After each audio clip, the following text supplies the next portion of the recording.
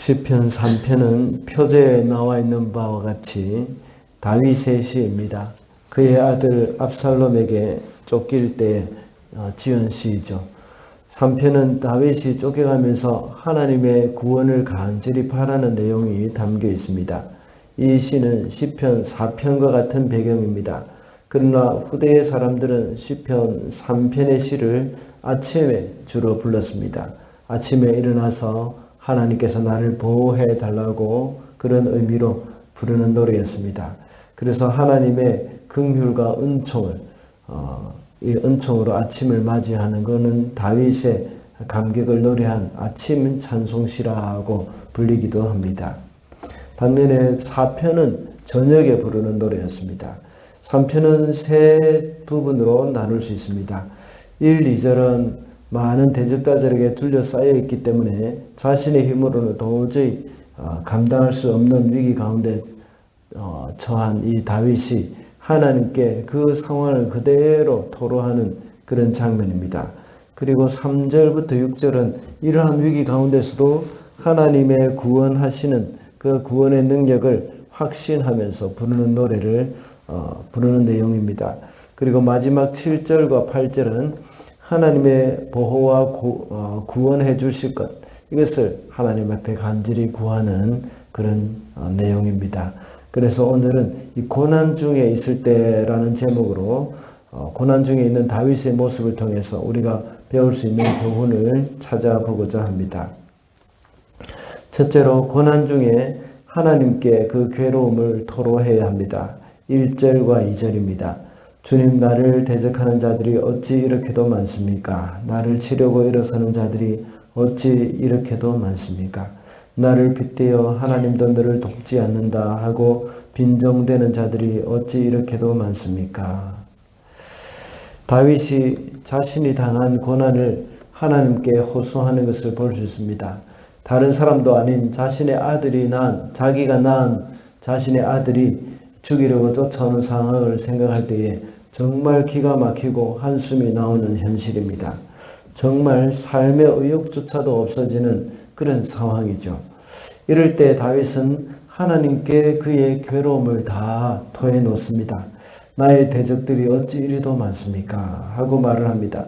그리고 사람들이 말하기를 하나님이 다윗을 돕지 않는다고 하는 말도 그대로 하나님께 아뢰고 있습니다. 이렇게 힘겨운 마음을 하나님 앞에 그대로 털어놓고 있는 것입니다.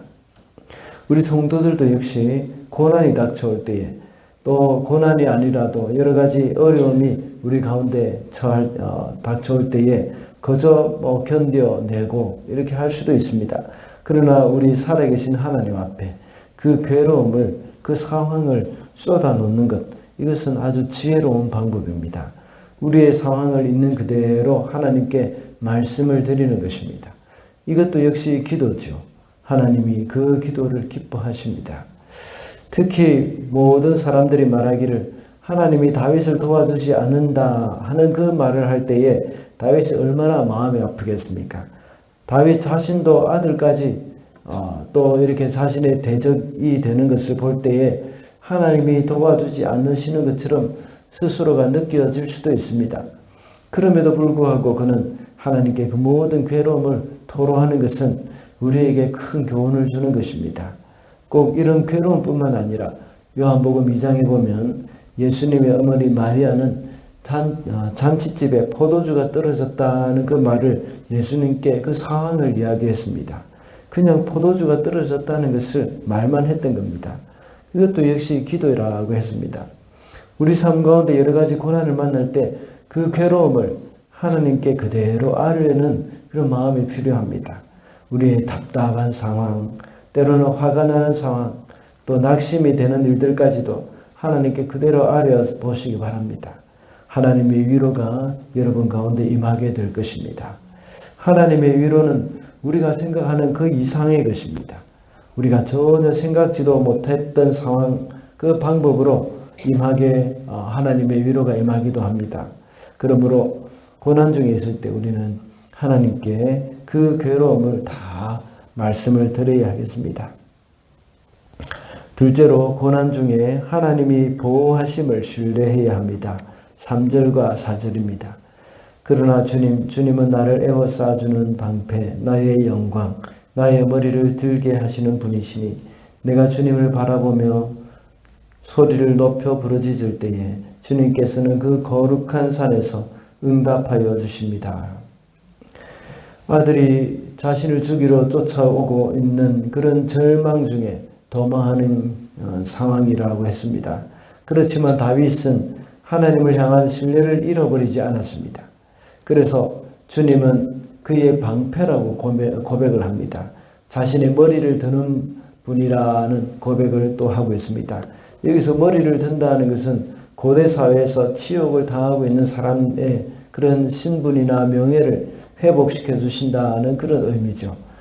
자신의 아들이 죽이러 온다는 것만큼, 자기를 죽이러 쫓아온다는 만큼 치욕적인 일이 또 어디 있겠습니까? 더군다나 압살롬은 다윗의 후궁과 동침을 할 정도였다면 정말 큰 치욕을 당한 것이라고 할 수 있습니다. 그러나 그 가운데 다윗은 하나님에 대한 신뢰를 잃어버리지 않았습니다. 그러면서 계속해서 6절까지 하나님을 향한 그의 신뢰를 노래로 표현을 하고 있습니다. 4절에서는 하나님이 기도에 응답하신다고 말을 하고 있고 5절에는 자신을 붙들어 주신다고 말을 합니다. 그리고 6절에서는 하나님을 향한 신뢰를 바탕으로 하고 있기 때문에 두렵지 않다 하고 고백을 합니다. 이런 고백들이 하나님을 얼마나 기쁘시게 했겠습니까? 때로는 우리에게 닥치는 고난이 너무나도 크고 힘들어서 그 고난에 파묻혀 버리는 경우가 많습니다. 그래서 헤어나지 못하고 끙끙 앓고 있을 때도 있습니다. 그럴 때 우리는 다윗과 같은 그 고백과 선포를 해야 할 겁니다. 하나님은 나의 방패가 되십니다. 하나님은 나의 머리를 들어주시는 분입니다. 또 하나님은 나의 부르짖음에 응답하십니다. 나를 붙들어 주시는 분이십니다. 하는 그런 고백을 해야 합니다. 그런 선포는 우리가 입술로 하는 고백이 되고 우리의 영혼이 듣고 또 사탄이 듣고 하나님이 들으시고 또 주위의 사람들이 듣는다는 것입니다. 그럴 때 우리는 그 선포한 대로 다시 일어나게 될 것입니다. 마지막으로 고난 중에 하나님의 도우심을 간구해야 합니다. 7절과 8절입니다. 주님 일어나십시오. 나의 하나님 이 몸을 구원해 주십시오. 주님께서 모든 원수들의 뺨을 치시고 악인들의 일을 부르뜨리셨습니다. 구원은 주님께만 있습니다. 주님의 백성에게 복을 내려 주십시오. 다윗은 이제 하나님께 도움을 구합니다. 다윗이 이렇게 도움을 요청할 수 있었던 것은 바로 6절까지의 내용 때문이었죠. 그에게 하나님을 향한 신뢰가 있었기 때문에 도와달라는 기도를 할 수 있었습니다. 모든 구원은 주님께만 있다는 것을 고백하면서 복을 내려달라고 말을 하고 있는 것입니다. 우리가 하나님께 기도할 수 있는 것은 하나님은 우리를 도와주실 수 있는 분이심을 믿기 때문입니다. 마치 어린 아기에게는 부모가 절대적인 존재인 것과 같습니다. 아이가 엄마를 부르면 엄마는 달려옵니다. 그리고 자신이 요구하는 것을 당당하게 엄마에게 요구를 합니다. 엄마는 분명히 자신의 요구를 들어줄 것이라는 것을 그 아기는 알기 때문입니다. 그러나 이 고아원에 있는 아이들은 다릅니다. 어려움이 있어도 부르지 않습니다. 도움을 요청하지도 않고 스스로 해결을 하려고 합니다. 물론 부를 수 있는 엄마도 없기 때문이기도 합니다. 그 아이가 입양되어서 양부모가 있다고 하더라도 그 어느 정도 신뢰가 쌓일 때까지는 어려움이 있어도 엄마를 부르지 못합니다. 그러나 우리 성도들은 다릅니다. 예수님은 우리를 고아와 같이 버려두지 않으신다고 했습니다.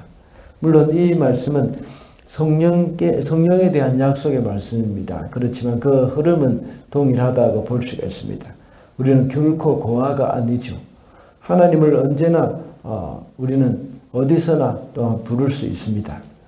구약의 이스라엘 백성들은 언제나 하나님을 불렀습니다. 그래서 여호와 라파, 여호와 니시, 여호와 샬롬이라는 그 이름을 하나님이 가지고 계시는 것이죠. 그래서 이스라엘 백성들이 부르면 달려오고 하나님은 하나님을 또 이스라엘 백성들이 또 부르면 또 달려오고 부르면 달려오고 이렇게 하실 것입니다. 병이 들어서 아프면 달려와서 치료를 해주시는 그 하나님, 여호와 라파라고 불렀죠. 그리고 대적들이 쳐들어오면 승리의 깃발을 들고 달려왔습니다. 여호와 니시. 우리도 하나님께 언제든지 간구할 수 있습니다. 고난 중에 하나님께 부르짖어야 합니다. 하나님께 도움을 구해야 합니다. 하나님은 우리가 그렇게 부르짖으면서 도움을 구하는 것을 참 좋아하십니다. 우리가 도움을 구하기를 기다리시는 분이십니다. 그런 하나님 앞에 기도하면서 우리의 도움을 구해야 하겠습니다. 말씀을 맺겠습니다. 오늘은 고난 중에 있을 때라는 제목으로 말씀을 살펴봤습니다. 고난 중에 우리는 하나님께 그 고난을 토로해야 합니다. 그리고 하나님을 신뢰하고 하나님께 도움을 간구해야 합니다. 우리가 살아가다 보면 여러 가지 어려움이 있습니다. 그때마다 하나님께 부르짖는 저와 여러분이 되시기를 바랍니다.